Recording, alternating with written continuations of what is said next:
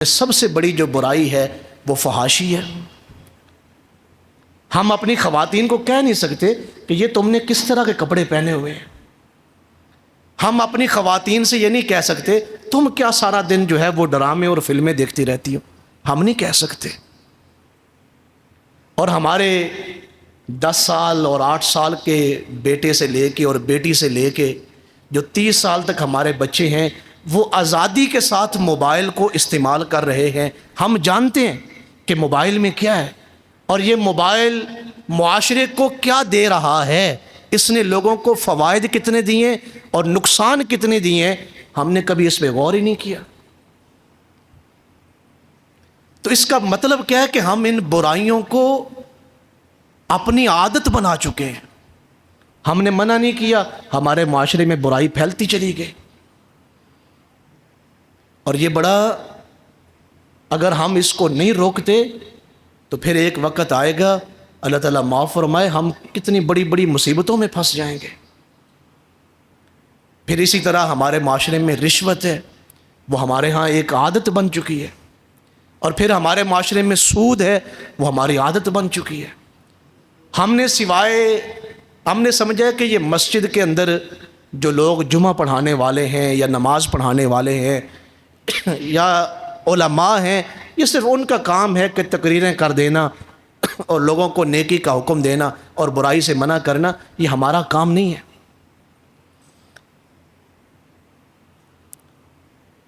تو یہ امت اپنے مقام کو بھول رہی ہے، ہم اپنے منصب کو بھول رہے ہیں۔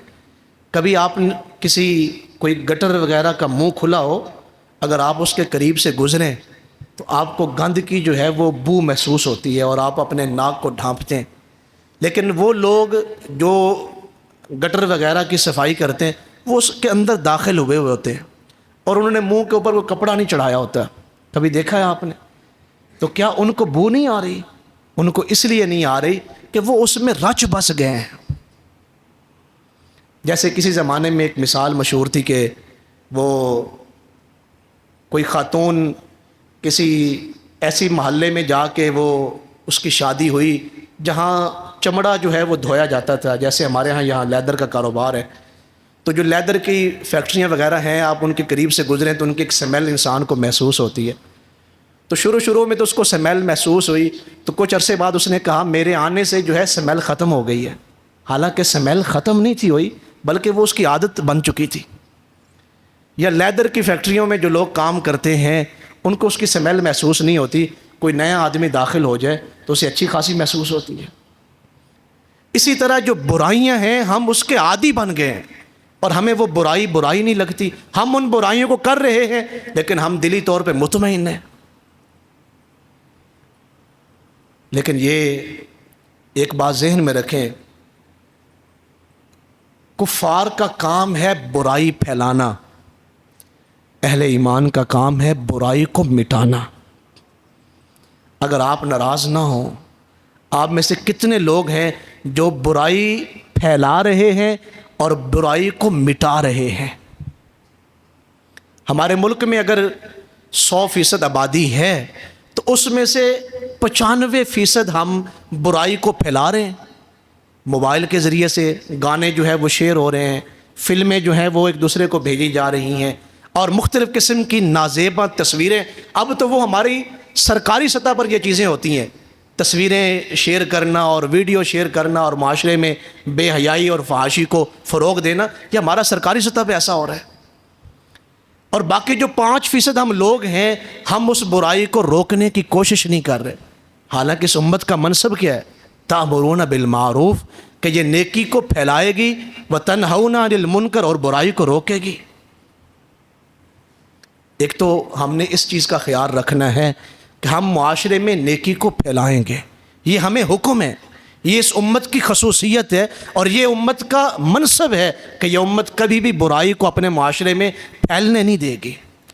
اگلی بات جو میں آپ تک پہنچانا چاہتا ہوں کہ نیکی کیا ہے اور اس کے ثمرات کیا ہے۔ قرآن مجید میں سورہ زلزال کی جو آخری 2 آیات مبارکہ ہیں، اللہ تعالیٰ نے ارشاد فرمایا فَمَن يَعْمَلْ مِثْقَالَ ذَرَّةٍ خَيْرًا يَرَهُ۔ اگر کسی نے رائی کے دانے کے برابر ذرا برابر بھی نیکی کی، کوئی خیر والا کام کیا، قیامت والے دن وہ اپنی نیکی انسان اپنی آنکھوں سے دیکھ لے گا، یارا وہ دیکھ لے گا اس نیکی کو اپنی آنکھوں سے۔ وَمَن يَعْمَلْ مِثْقَالَ ذَرَّةٍ شَرًّا یارا، اگر کسی نے برائی کی ذرا برابر، وہ بھی انسان قیامت والے دن اپنی آنکھوں سے دیکھ لے گا۔ اور صرف قیامت میں نہیں دیکھے گا بلکہ وہ دنیا میں بھی دیکھے گا۔ نیکی کی مثال ایسے ہے اور برائی کی مثال ایسے ہے، اگر کوئی گیند آپ دیوار پہ پھینکتے ہیں وہ واپس کس طرف لوٹتی ہے۔ کچھ سال پرانا ایک واقعہ ہے، شاید کراچی کے کسی بزنس مین نے، کوئی فیکٹری کے مالک تھے، کسی بات پہ اس کو غصہ آیا تو اس نے مزدور کو تھپڑ جو ہے وہ جڑ دیا، تھپڑ مارا۔ آگے سے مزدور اگر کوئی بات کرتا تو اسے اور تھپڑ پڑتے، وہ خاموش ہو گیا۔ تو غصہ اس کے دل میں تھا، وہ جب گھر آیا تو بیوی سے کوئی بات ہوئی تو اس نے بیوی کو تھپڑ لگا دیا، کیونکہ بیوی اس سے کمزور تھی۔ تو بیوی بھی خاموش ہو گئی۔ جب خاوند اپنے معاملے میں لگ گیا تو بیوی کو غصہ تو تھا کہ مجھے خاوند نے خواہ مخواہ ہی مارا ہے۔ تو ایک بچے نے تنگ کیا تو اس نے بڑے بچے کو جو ہے وہ تھپڑ لگایا، بڑے بچے نے جو ہے وہ چھوٹے کو لگایا۔ اب چھوٹا بچہ بڑے کو نہیں لگا سکتا، وہ باہر نکلا تو دروازے پہ ایک کتا بیٹھا ہوا تھا، اس نے ایک پتھر اٹھا کے مارا، کتا بھاگا ہے۔ وہ جو فیکٹری کا مالک وہ ٹہل رہا تھا روڈ کے اوپر، کتے نے جا کے اس کو کاٹ دیا ہے۔ جہاں سے برائی شروع ہوئی تھی اسی پہ اس برائی کا اختتام ہوا ہے۔ آپ اگر کوئی برا عمل کر رہے ہیں تو یہ نہ سوچیں کہ شاید میں بس یہ وقتی طور کا یہ معاملہ ہے، وہ برائی آپ کا پیچھا نہیں چھوڑے گی، آپ اس کے نتیجے کو بھگتیں گے۔ اسی طرح اگر آپ کوئی نیکی کر رہے ہیں تو نیکی کی جو برکتیں ہیں وہ آپ کو حاصل ہوں گی۔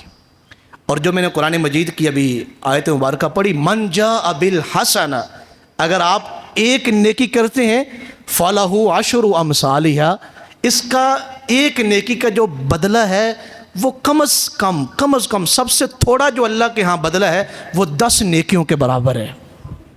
نیکی کتنی کی؟ ایک، اور ثواب کتنی نیکیوں کا؟ 10 نیکیوں کا۔ اور یہ صرف اس امت کی خصوصیت ہے، میں قربان جاؤں اس امت کو خبر ہی نہیں ہم کس شان کی مالک ہیں، ہمیں حضور علیہ الصلوۃ والسلام کے امتی ہونے سے کیا کیا ملا ہے۔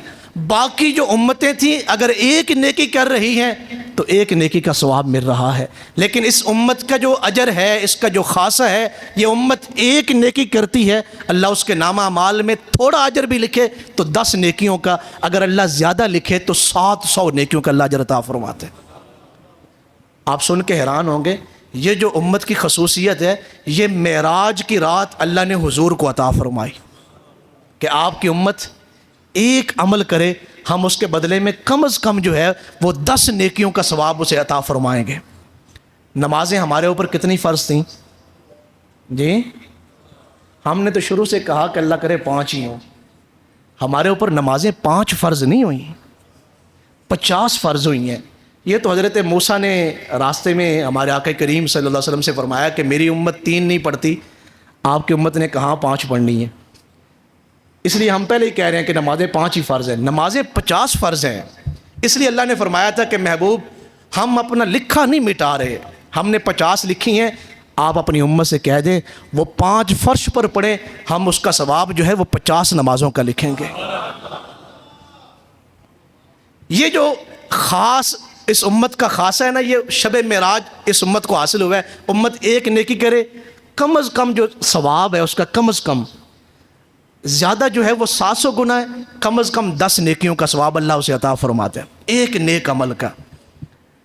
اور آپ سن کے حیران ہوں گے، اس امت کی خصوصیت ہے کہ اس امت کے لیے اللہ نے خاص راتیں عطا کی ہیں، خاص دن عطا کیے ہیں، بڑی راتیں اور بڑے دن کسی اور امت کو حاصل نہیں ہوئے۔